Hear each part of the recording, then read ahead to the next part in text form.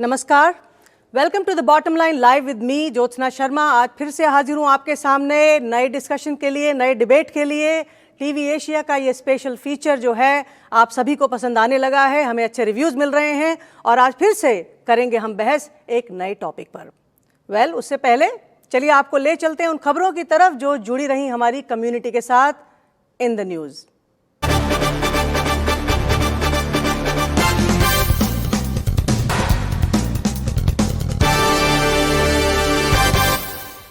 Surgeon General Vivek Murthy issues advisory on dangers of health misinformation amid rise in COVID-19 cases.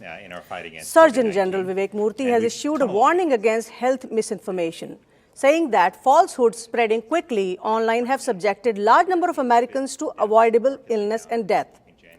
Surgeon General Vivek Murthy also has issued, this advisory has come amid the rise of coronavirus cases, as some Americans resist getting inoculated against the coronavirus despite the widespread availability of vaccinations in the United States. Murthy called on social media companies to step up their efforts on the issue, arguing that technology firms have enabled misinformation to poison our information environment with little accountability to their users. These are indeed the perils of social media, and use the information you read and see on the social media wisely. That was the first news. And the second news is about DC court rules USCIS has last word on revoked visa petitions. Rejecting an Indian citizen's challenge, Washington court has held that courts do not have the power to review US citizenship and immigration services decisions to revoke approval of immigrant visa petitions. The U.S. Court of Appeals for the D.C. Circuit gave this ruling in technology staffing firm iTech US Inc.'s challenge to USCIS revoking an I-140 immigrant visa petition filed in 2015 on behalf of Vishnu Vardhan Reddy, a citizen of India. A three-judge panel, including Indian-American Circuit Judge Sri Srinivasan, joined 9 other appellate courts in holding that Congress gave the agency unreviewable discretion to revoke visa petitions it had previously approved. This certainly is troublesome, as it seems USCIS is, going to have sweeping decisions that cannot be challenged in the court, and more trouble will come because of this. Well, this was the news, और अब आपको ले चलते हैं आज के उस topic के बारे में जिस टॉपिक से कहीं ना कहीं हम सभी हिंदुस्तानियों का रिलेशन बहुत स्ट्रांगली जुड़ा हुआ है और कहीं ना कहीं लोगों के मन में सवाल हैं और परेशानी भी है. The topic is about religious freedom in India and the challenges of pluralism. Well, before I introduce you to my panelists, let's have a look over this introductory video about this topic.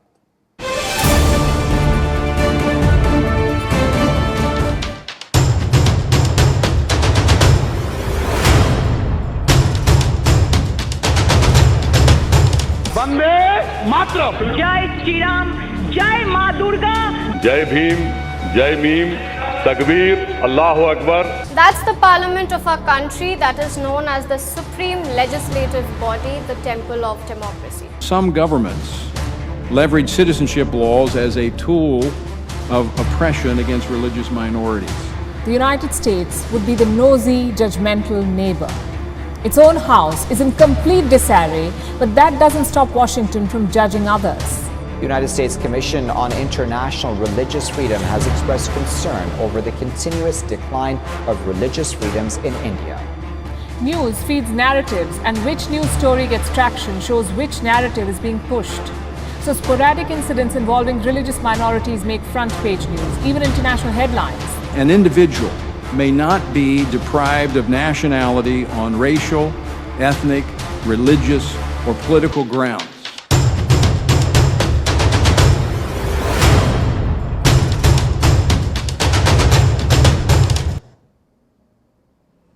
India is a secular nation. Hindu, Muslim, Sikh, ईसाई हम सब हैं भाई भाई. ये नारा सदियों से चलता आ रहा है, लेकिन अब सवाल उठ रहे हैं. Well, we will discuss at length, and let me introduce you to our panelists tonight. My first panelist is Mr. Arvind Kumar. He is the founder and president of California Parents for Equalization of Educational Materials, more popularly known as CAPEEM, which fought 2 lawsuits against biblical indoctrination and hostile anti-Hindu curriculum in California. He is an author also, and his works have appeared in mainstream media outlets in USA and India. My second panelist is Dr. Naushad Ali. He is on the advisory board of the India Observer, TIO, and writes frequently there. Professionally, Dr. Ali is a renowned research scientist and faculty in medical schools, and the focus of his research has been lately on COVID, and of course, viral hepatitis and cancer has been there for many years. My third panelist is Mr. George Abraham, Executive Director of Indo-US Democracy Foundation. He is the Vice Chairman of Indian National Overseas Congress and is also associated with Indian Christian Forum. And my fourth panelist is Mr. Raju Rajagopal, who is the co-founder of Hindus for Human Rights, and he is a social activist for communal harmony, has been doing this work for the last 20 years. Very, very warm welcome to all of you. You know, it's a nice evening and it's a great topic to discuss. Thank you for joining us tonight. Thank you. Thank you. Thank you. We understand that this is a very sensitive topic and sometimes it's tough to express yourself openly, but then this is open, egalitarian and equal platform that you all will get chance to speak tonight. And first and foremost, point blank, my first question is about, various news reports have suggested that religious freedom in India is in danger. Do you think so? First and foremost, I will go to Dr. Naushad Ali. Dr. Ali, what do you have to say? Hi, thank you very much for having me on this panel. And I'm really very glad to see the distinguished guest here. I have one small thing to declare. The views expressed by me today is purely mine and does not represent my institution. So the question is, can you please repeat the question again? Okay. As various news reports suggest, is the religious freedom in India in danger? No, I don't think so, for many reasons, because let me introduce you myself. That I come from Bihar, in a village. I was born and brought up there, and it is a very mixed, interwoven society. It is amalgamated society which cannot be separated. This is inseparable, and I grew up in that environment by participating with each other's happiness, sorrow, festivals, whether it is Eid, Diwali, or any other festival. So we have very strong interwoven, amalgamated society that is inseparable. However, the other thing I want to tell you that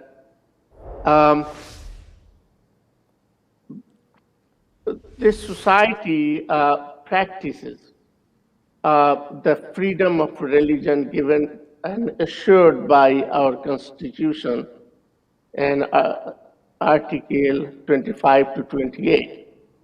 So therefore, people have been practicing this for a long time. Right. And I don't have any doubt. However, very recently, it is a political deviation from these assurance of the Constitution, which is causing the trouble. That's my take. Thank you so much, Dr. Ali. Mr. George Abraham, what do you have to say? Well, I truly believe that there is a deterioration in the area of religious freedom all across US, all across India, affecting all minorities. One of the recent reports, I hear that in the last 6 months alone, there are 145 attacks different places in India on Christians, and 20 attacks on the churches itself. And then there are cases of ostracization of people who have received the faith. And recently, you have seen that the Delhi government has just went and demolished the church without any due process. So it's not only affecting Christians, but also affecting Muslims and other minorities as well. Ever since Modi, Amit Shah government have assumed power, what we have witnessed is really a marginalization of minorities. I think that is particularly evident on passing CA and the way they have handled the daily rights and so forth. But as far as the Christians are concerned, you could see that how the Christian institutions are being harassed, how FCRAs are being restricted, how visiting Indian leaders, religious leaders from across the globe are denied visas. And there is definitely a sense among the Christians, yes, the government is really targeting the minorities, and there is an increase of incidents in hate speeches, and many of the BJP leaders and outright bringing back the old Goldwalker philosophy of, well, if you are not a Hindu, or if you don't speak Hindi to that matter, I heard recently from the Pew Research, they don't even consider you an Indian. I think, as far as Christianity is concerned, let me also add that there's also a orchestrated effort to link Christianity with a colonial legacy, as if missionaries who were brought under the colonialists somehow brought Christianity over to India. That is far from the truth. As many of you might know, Christianity came to India in AD 52. It has a very old traditional legacy in India. But the current feeling among the minorities, especially Christians, All right. is that Thank you, Mr. Abraham. there is a effort to diminish the rights of the minorities, and many of them are feeling it. Okay, thank you. Right there in India. Thank you for your inputs, Dr. Abraham, Mr. Abraham. And now I would like to ask Raju Rajagopal. Mr. Raju, what do you have to say? Jyostna, thank you very much for having me. Just as an introduction, Hindus for Human Rights is just a 2-year organization, and our focus is defending democracy and pluralism and, of course, religious freedom in India as well as in North America. Let me take off to answer your question from what Dr. Naushad Ali talked about. His confidence that at the community level, people continue to get along with each other, and that to him, it seems like it gives him strength, that bond that we have created over centuries will tide us through, and that there may not be a danger to religious freedom is, I think, what he implied. And I agree with him to the extent that even a recent Pew Research finding indicated that 80% of Indians believe and respect all religions, and they would like to get along. But today, that is not the real issue. The real issue is not what's happening among communities if they were left alone. What is happening is a majoritarian Hindu government that goes out of its way to paint Muslims and Christians as outsiders. And that is a very, very dangerous thing to do. And it is very easy to manipulate people today that are living in peace, like they were in Gujarat in 2002, by politicians. And the religious freedom, danger to religious freedom today comes not from people across the board, but from a majoritarian government that is also acting in an authoritarian manner to do a lot of things that are counter to the Constitution. All right. Thank you so much. So I will elaborate on that if I get a chance. Thank you. Yes, we'll come back again, but yes, there is shortage of time. So now, Arvind Kumar, what do you have to say? Yeah, first of all, thank you for having me. And Dr. Naushad Ali's point about Articles 25 to 28, they're very interesting. They have not been applied only to Hindus. Hindus are not allowed to run our temples. So in that sense, there is no religious freedom for Hindus. In fact, the others live a privileged life. And I do not agree with, and that's George Abraham's party, Congress party, that has done that. They passed the bills in Tamil Nadu to take over the Hindu temples. The Muslims can run their mosques and the Christians can run their churches, but we cannot run our temples. But at the community level, I do agree with what he said, but let's also remember that it's the same community that has voted for BJP. And George Abraham's point is not correct about the church being demolished, because even temples are being demolished for the traffic, for all these are illegal structures. And when they build roads, they've demolished mosques, they've demolished temples, demolished churches, so those are fine. And Raju Rajagopal, of course, we do know, he calls himself Hindus for Human Rights Today, but I believe he has, I know, communist connections. He's been calling himself South Asian, and his point is incorrect about the majoritarian stuff, as well as about Muslims and Christians being outsiders. It is the other way. What I would say is that Islam and Christianity have been used as tools by the US government to destabilize India, and we must recognize that. And by saying that, it's not an attack on Muslims or Christians. We are just saying that Christianity is a tool, and there is a concerted effort to attack India on this. And I would say the majoritarianism is what brought religious freedom in India. If you look at India, minorities have the most rights in India compared to any other country in the world. You go to Europe, they are not allowed to wear headscarves or have minarets on mosques or fund the mosque from outside, but nobody talks about that. You know, it's because it's India, and all these points that Raju Rajagopal has made, these come from one place, that's the United States State Department. And that is something that I do not agree with. Okay, thank you, Arvindji. My next question is about, the current government has been accused of systematically violating religious freedom of opponents, So how true is it? Raju Rajagopal, you answer first. Well, let me first talk about what I alluded to earlier. I look at it in two ways. One is at a constitutional level, what this government is doing.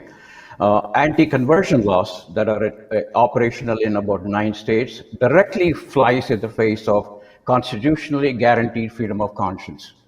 CAA, which was supposedly for refugees, asylum seekers from the neighboring countries, is also being potentially used to honor and give citizenship to over 1 million Hindus who were left out of the NRC in Assam, while the Muslims who were also left out are being told that they have no way forward. To me, that's a direct violation of equality of religions promised in the Constitution.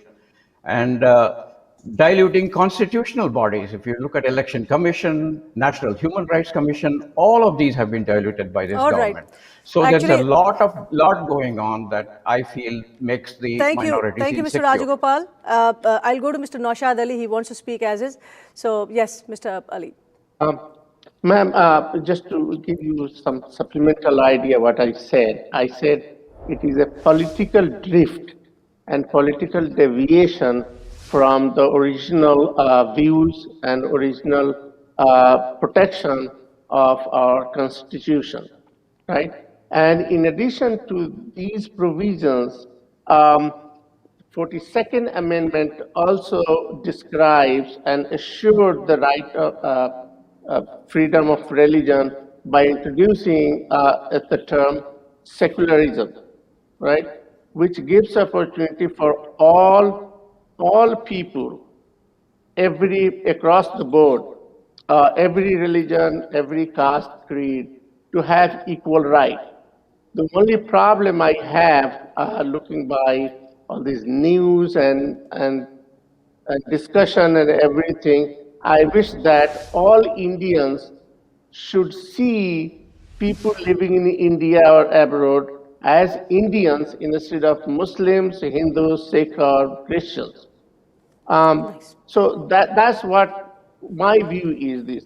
However, there are issues, and I can discuss with you, and that political deviation, political will, which is creating and stirring up this problem, should be addressed. Dr. Ali, we will go at length for that as well. But viewers, we are going in for a short break right now. Don't go anywhere. We'll be back soon. Welcome back, viewers. You're watching TV Asia's The Bottom Line Live with me, Jyotsna Sharma, and we're talking about the religious freedom in India and the challenges of pluralism there. Well, we have our panelists tonight where we are talking to them, and of course, the question was about the current government being systematically accused of, violating the religious freedom rights of, people. And of course, we were talking to our panelists. Now I will ask Arvind Kumar. Mr. Arvind Kumar, what do you have to say about this?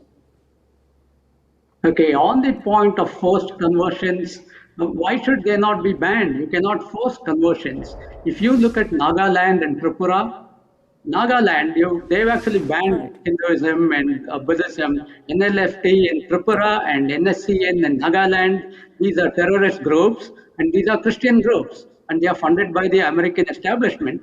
And they've actually banned Buddhism, they've banned Hinduism, they've called for bans. So we do need to stop forced conversions. There are no laws against conversions. These are laws against forced conversions. So what's the opposition to force? We should not be using force.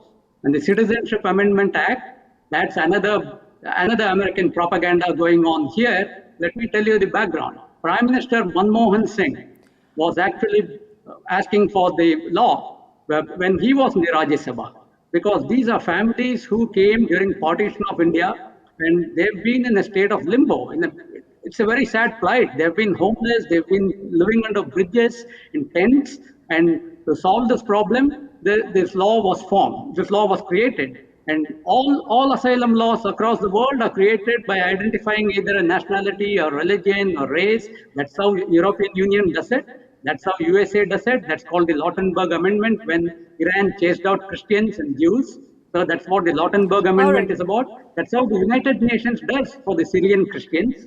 And let me also point out a very important point. If a Muslim or a Christian goes to Europe and seeks asylum saying Hindus are persecuting me, nobody believes you. They won't give you asylum. Believe me. They will laugh at you and kick you out. And Europe has a number of categories according to which people can apply for asylum and seek refugee status. And okay, Mr. Running away from India is not one of them. So it's all just propaganda. Mr. Kumar, thank you for your answer. Well, Mr. George Abraham, what do you have to say? Well, first of all, what we have to look at is how the institutions which were created by the Nehruvian Ambedkar efforts and by the International Congress are being diminished right now by the current regime. When you look at it, it may not be necessarily the government which is really directly taking any action, but the non-state actors which we are given kind of free pass in order to go ahead and act their own way. They started harassing, in case of Christians, I know, for example, in a church service, they could just come and interrupt and accuse somebody of forced conversion. The truth of the matter is, if there are enough laws on the book for forced conversion, you really don't need any, particularly an anti-conversion law, in order to implement, those laws, safeguard those violations. All right. But what is Mr. Abraham, got your point there. Well, my next question is about, India predominantly is a secular democracy. And everyone has the right to follow the religion of their choice. But any forced or lewd conversion is not ethical. How do you take the idea of religious conversions in India? Conversions have happened, they are happening, they will keep happening. The percentage of the minorities is increasing by the day. So there has to be some reason behind it. And how do you take this concept of religious conversion in India? Mr. Abraham, now you can complete your answer with this question in mind, and then I'll go to another panelist.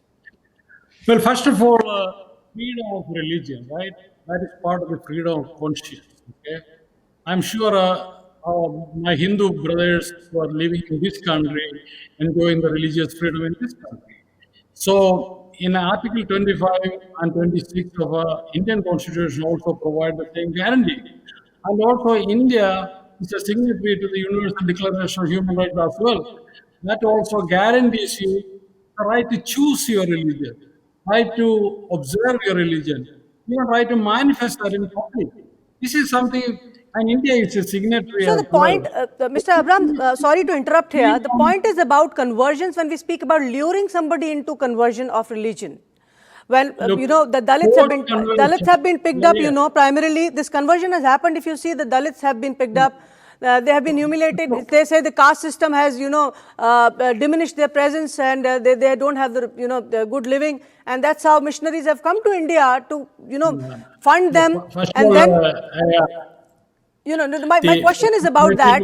Everybody has a freedom to, choose a religion of their choice. But about luring into a religious conversion, how ethical do you find it?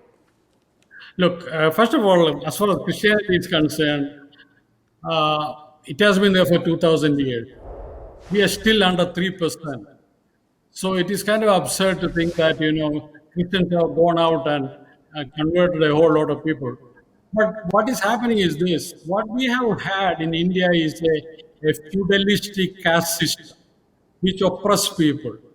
And if you look at before 1947, what kind of India we had? So in many of the places where the tribals or Adivasis or Dalits, which were really kept away from education, from other amenities, other rights, there are instances where Christian missionaries have So gone thank in. you, Mr. Abraham. See, I'll cut it here a little bit by saying that the government of the country has taken care by bringing in laws, in place where they have tried to uplift the situation of these downtrodden or the caste, the Dalits and all. Well, Arvind Kumar, what do you have to say on this? Yeah, it's not. So there are a couple of points I want to dispute. Christianity has not been around for 2,000 years. Definitely not in India. Let's not mix history and mythology here. The Portuguese came with the story of Saint Thomas. That was a merchant by name Thomas of Canaan who came to India in the 7th century. So that's part of it. But still, Christians are our brothers. I'm not saying they're not. But the forced conversion issue is a serious issue. It's not due to the caste system. I should point out that the Christian churches are organized according to caste and race and nationality. Even in the United States, you can see that there are black churches and white churches. And Martin Luther King Jr. said that 11 a.m. on Sundays is the most segregated hour. This is not how you will see in a Hindu temple. All castes are welcome. So, there is a propaganda against Hindus, even on the caste system. So this is absolutely wrong. And the conversion is happening due to force. The Americans I'll give you the example of East Timor. The Americans went there, converted the Muslims into Christians, and once they reached the threshold, that is it. They had to have a separate country for the Christians. And this is exactly why it's a destabilizing force. Americans have understood. Mr. Kumar, let's come back to the topic. Mr. Kumar, let's come back to the main question that I asked about, being ethical, or the idea of religious conversions in India. So we are talking about that here. Let's not go too far. Let's go point blank. I need straight answers so that we can go to other panelists also. We are running short of time. Okay. Yeah. So, of course, we cannot have by force. And in India, you don't lure, you don't deceive people because we have illiterates, and you shouldn't be luring them and deceiving them. They are vulnerable. These are vulnerable people. That's not what we should be doing. And yeah. So. All right. Thank you. Mr. Raju Rajagopal, what do you have to say? If I may, Jyostna, I could make a quick couple of points before I answer your question on conversion. One, I think Mr. Arvind Kumar made a point that Hindus are not being allowed to run their own temples. For the last 7 years, a Hindu government has been in place, and I would like to find out why they haven't made it possible. There's a lot of history to that. Secondly, he's also created a lot of mythology by throwing all kinds of conspiracy theories about the intention of the US government. We don't have time to answer all of that. But as far as forced conversion, as you put it, if with the government that has staunchly stood against conversion and anti-conversion laws, if people are being forced to convert, as is being claimed, why aren't there complaints? How many complaints have been made of people being forced to convert? No. So, Mr. Rajagopal, one is about forced conversion. One is about forced conversion. Second is about luring into the religion. let me address conversion. That. Luring into the conversion by whether it's a money factor or any social upliftment factor, some other factors. Basically. Yeah, I've come through a long journey, Jyotsna, on this. Right. As an upper caste person, I too have been offended by seeing some of the tactics of, for example, Pentecostals over the years. But when you really start to interact with people who feel trapped by the caste system, let's say in Tamil Nadu or other places, and I totally refute Arvind Kumar's idea that it has nothing to do with the caste system. I think a lot can be done by Hindus like all of us here, Arvind Kumar and myself, by focusing on the reason people look for conversion. We believe in the market dynamics, but we don't think people have capacity to make their own decisions of what's good for them. I don't believe this issue of, oh, they are illiterates and they're being lured. I think they're as smart as anybody else, as smart as Arvind Kumar. If Christianity offers them a better future, they will go for that. So let's stay with the Constitution, All right. right to choose your religion, rather than throw all these enticement and allurement and all of these words that are completely false. Thank you, Mr. Rajagopal. Dr. Naushad Ali, what do you have to say?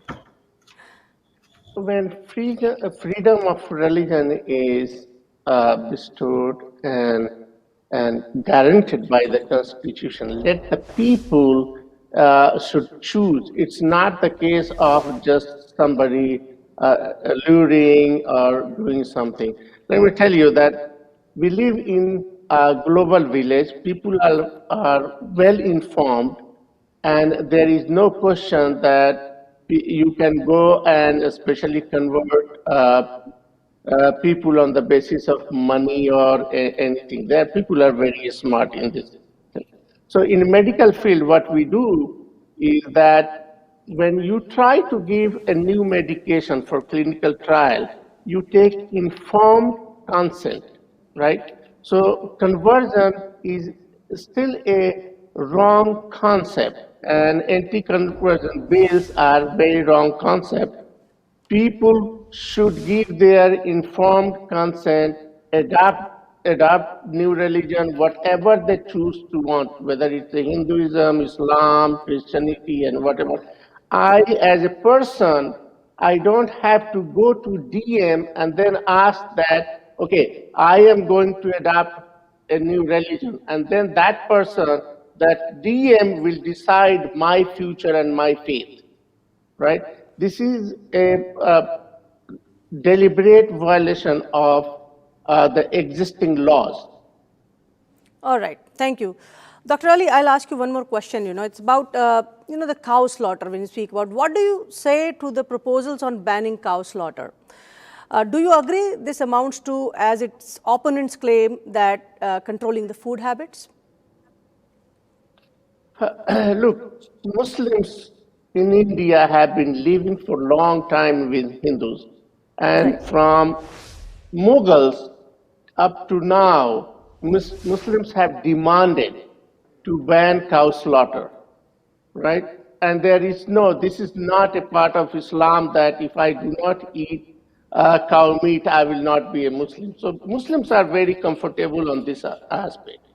The problem here is that Indian government is selling beef to the world for $3.17 billion, right? And then you are coming to Muslim and then sniffing into the freezer or the food boxes and trying to lynch it.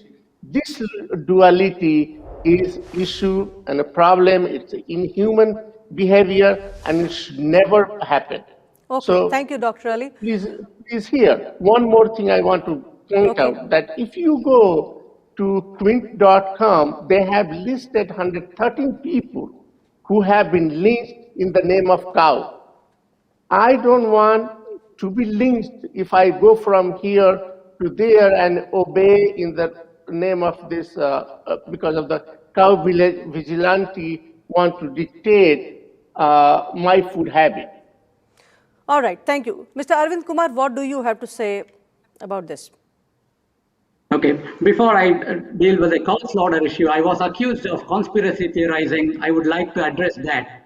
Quick, So 30 as part seconds, of the please. Kapil lawsuit, when we subpoenaed a group called Dalit Freedom Network, it turned out it was operating out of a church in Colorado, and it's run by white people, and they were colluding with Raju Rajagopal's friends and they were planning how to attack Hindus.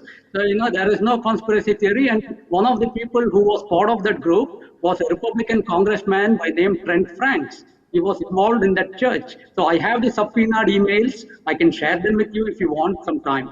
On the cow slaughter, this is the most frivolous attack on India and on Hindus because most countries have some rules. You cannot eat dogs or cats in the US. Horse meat was banned until a few years back at the state level, including in Florida. No one talks of that. And there are many other species you're not allowed to eat. Shark fin soup in the US is against shark fin soup as well. And that's what Chinese like to have. So you just want to target Hindus. You can pick something frivolous. It's frivolous. Pork is banned in many countries, including Israel and many Islamic countries. So why are you using every excuse to attack Hindus? That is what is going on here. Thank you.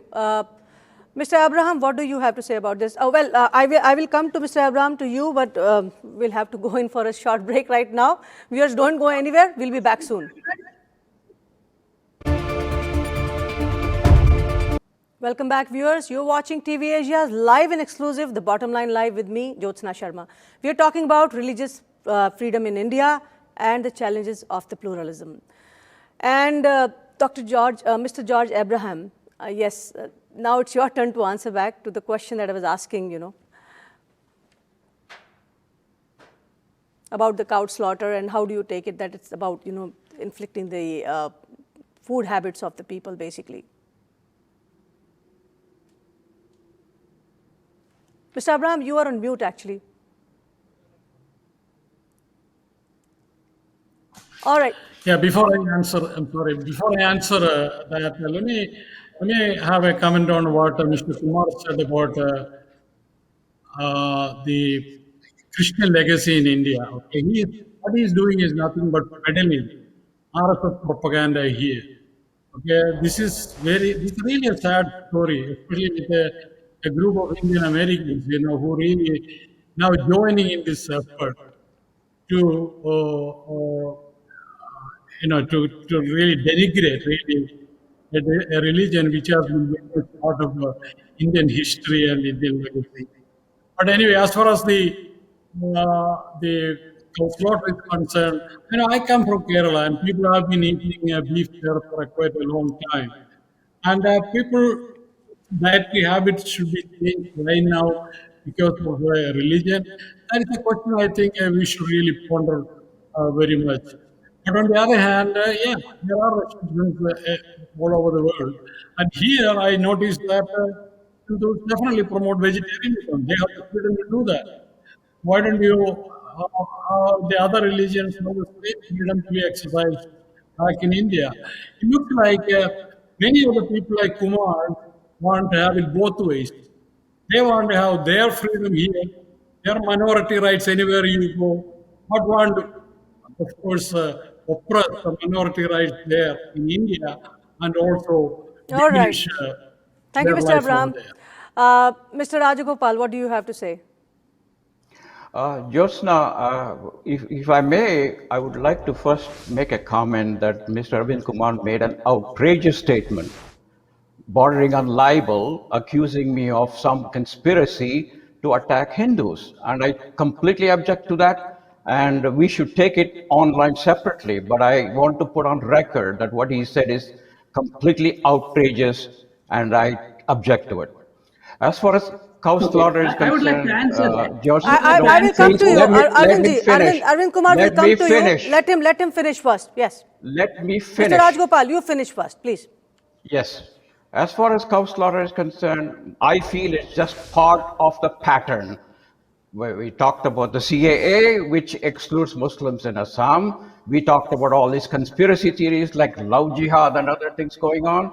In my view, cow slaughter fits. Although I'm a Hindu and I understand the respect for cows, I believe that the way it is being done, along with lynchings and ignoring the violence, is completely fits the pattern of this government that's acting in every way to make the Muslims feel aliens. And I do agree with Dr. Naushad that if this was done in a very different way, there are a lot of Muslims who respect India's Hindu sentiment, and I've had conversations like with many people who are willing to switch to buffalo meat as our respect for Hindus' reverence for cows.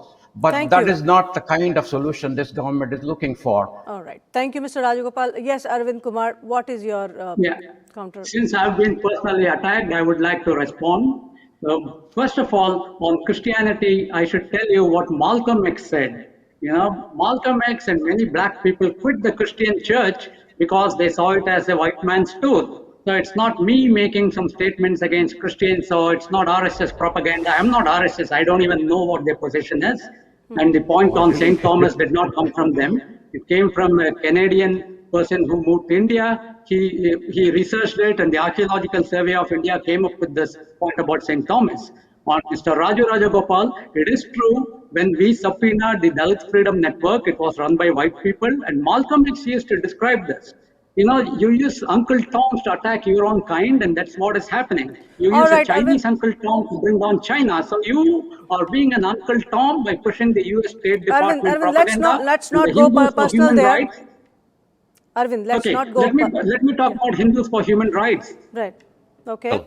Okay, you talk about Hindus for human rights, but so many days you were a South Asia person working with the communists and ASHA and AID, who are communist groups, and you have this person by name Linda Hess. Can you please stop this personal Let's not go personal there, Arvind Kumarji. Let's not go personal. I'll ask a question to you now. In fact, now that you're speaking about all this, can you throw light on your claims of biblical indoctrination and anti-Hindu hostility in California's textbook and your fight for equality? Number one. And also, Raju, I need your inputs too, as you are fighting against this opposition from Arvind there. And you are part of Hindus for Human Rights, and this confuses the viewers. How come one Hindu is for and the other is against the situation?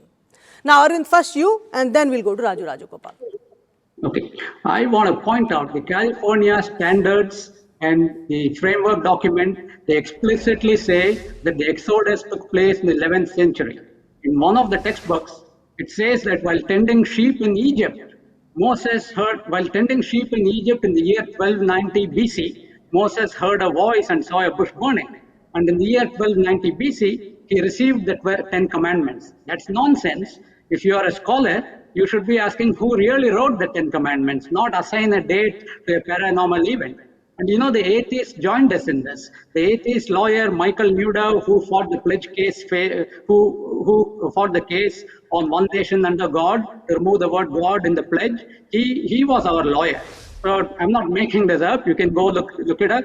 There's a lot of biblical indoctrination. They treat the biblical claims as facts. And we don't know if Jesus existed. You can believe. I mean, you can teach it as a belief, but you cannot assign a date and treat it like it's reality. And on the hostility, well, we cannot go with the Arvind. You cannot definitely say that we don't know whether Jesus, existed or not. Right. There's a belief system. You can teach that. You are not supposed to say that here as well, please. No. Let's go to Raju. Raju, you please answer back on this, please. Yeah, Jyostna, Kapim's lawsuit had really nothing to do with the contents themselves, but rather they were going with claiming that the California school board was violating the Establishment Clause of the Constitution. And let me read quickly what the judge in his judgment said. Kapim offers no authority whatsoever in support of its bald assertion that it can satisfy the germaneness requirement for this claim. Such self-serving statements are insufficient to meet plaintiff's burden. Kapim's allegation regarding the indoctrination by the textbooks into Christian and Jewish religions represents a mere generalized grievance that any citizen might attempt to litigate simply because he or she takes offense at the textbooks. That is the judge talking to Mr. Arvind Kumar. Let me just say my role in California textbooks. Very briefly, I totally agreed at that time that the way the texts were written, there was a lot of room for improvement. A few egregious statements like Kali is a bloodthirsty goddess and things like that have no room in the 6th grade textbook. Right. But neither is there any room to completely erase the identity of Dalits. The groups that But we did not. Mr. Ravind We Kumar did was not erase associated with, the they wanted identity of to, Dalits. We did they not. completely wanted to eliminate the word Dalit because there is no such thing. How outrageous can you be? Don't you want your All children to right. know? Thank you, Mr. Rajagopal. Arvind, 30 seconds, only 15 seconds to counter. That's a false claim. We wanted to say that Dalits contributed to Hinduism, and Raju Rajagopal wanted to eliminate Dalit. His group wanted to eliminate that point. So that's a lie. And you cannot assign dates to biblical claims. And Supreme Court is known to be a racist body. The Democrats point that out all the time. All right. Thank you. Well, let me go to the next question. We are running short of time. Now Supreme Court. Okay. We are running short of time right now. There's another question, important question. Several city councils in US have castigated India for the passage of CAA. And are they meddling with something which they fully do not understand what it is exactly? What is your take on that? First of all, Arvind, you only speak now. Okay, so what has happened? They were not meddling. It is the Muslims and the communists begging them, you want certification from the white man. You have not gone to Nigeria or Kenya or some black people to ask for certification. And this is exactly what Malcolm X would call an example of Uncle Tom behavior. You want certification, and CAA had nothing to do with Muslims or Christians. It has to do with asylum seekers who were here before 2014. And Prime Minister Manmohan Singh highlighted their plight. That's all it was. So we are not semi-literates here. We know what's the law. It has nothing to do with religion. And Pakistan and Afghanistan were Islamic countries. We gave them the Islamic countries. And so you cannot say, you know what, you come back with the land, we'll take you. You cannot say, give us a country and we keep the land. What is mine is mine. What is yours is negotiable. So you know what? You take back the Muslims without the land. And you have to have a historical context here. All right, so Mr. Kumar. Pakistan is an Islamic country. Mr. Kumar, thank you. Dr. Naushad Ali, what do you have to say here? These concerns are not without reason. Okay. The important thing is that when a prime minister, right, comes from India to this place, and then he sides with one of the party, like he sided with the Republican Party, and said clearly during his Howdy Modi visit that ab ki baar Trump Sarkar. What would you expect from these events that people will perceive here, right? So he has created alienation of the entire nation, that India sides with one of the party instead of collaborates with the US government. Dr. Ali, the point is, sorry to interrupt here. See, the point is, it's about CAA. It's not about, let's not siding with parties and all. Let's talk about the CAA. Do you not think that, the US doesn't understand the whole concept of the local politics there? And then, of course, the lawmakers recently also, something has happened in California, about the lawmakers being concerned that the religious freedom is at stake in India. So these are concerning points from that perspective. Now, when we speak about CAA, when we speak about persecution, if you look at Pakistan, the percentage of Hindus, a decade back and now has, gone down drastically. So they are the ones who are looking out for, refuge. And if they are, trying to settle down in India, being persecuted, that was the CAA coming in for. So what is your take from that perspective, particularly? See, the problem with CAA is that it has excluded Muslims. And say, for example, Muslims like Rohingya coming from Burma, right? Mm-hmm. So they are not covered by this law, right?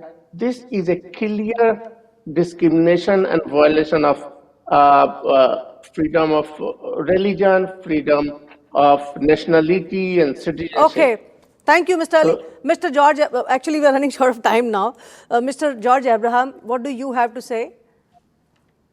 Well, I think for the first time the amendment is made that really use the religion as a basis.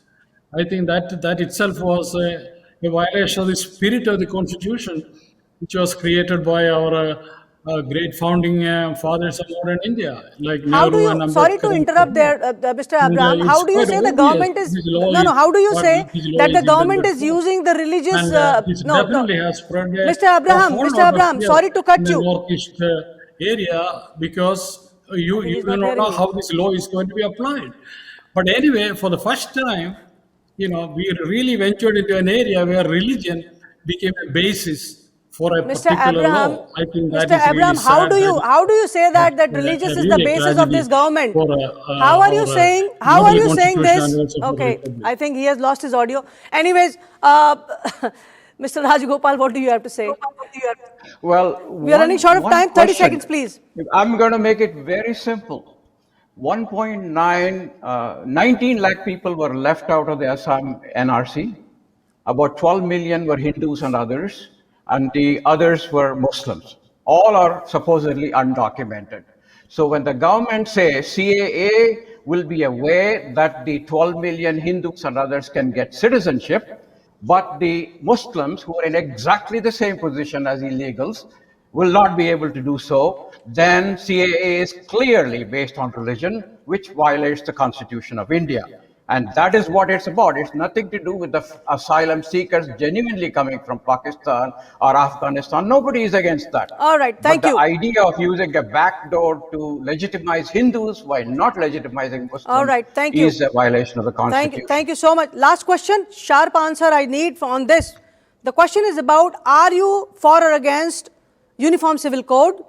Is it not hypocritical to oppose this law when it brings equality as the name suggests? 10 seconds answer, brief. Mr. Rajagopal, you speak, and then I'll go to Mr. Abraham, and then Mr. Dr. Ali, and then Arvind. I am all for uniform civil code, but it has to come from the communities. Communities who decided to join together in 47 based on whatever premises, they have to make the decision, not the government. Mr. Abraham. Yes, I could also agree on uniform civil code, provided you really have a study done, you will have parliamentary subcommittees looking at it, and really done in a uniformed basis, in consultation with the parties and religious leaders, and if they could come together. Thank you. Thank you so much. Dr. Naushad Ali? UCC does not solve any problem India has been facing for a long time. It is just a new kind of Pegasus and has no violation of lots of articles, including Article 371. So, including union list, state list, and concurrent list, which thank you. Thank you so much, Mr. Arvind Kumar. We have only 30 seconds. Please conclude. Yeah. Okay, I just want to point out Prime Minister Modi has been given the highest civilian award by 6 Islamic countries. So a lot of propaganda does not match. And we do need the Uniform Civil Code, and it has to come from the government. All laws come from the government, like the Equal Protection Clause in the US Constitution. So yeah, it's hypocritical not to support it. Thank you so much. Well, viewers, this was the debate tonight. Thank you to all the panelists for putting forth your views about it.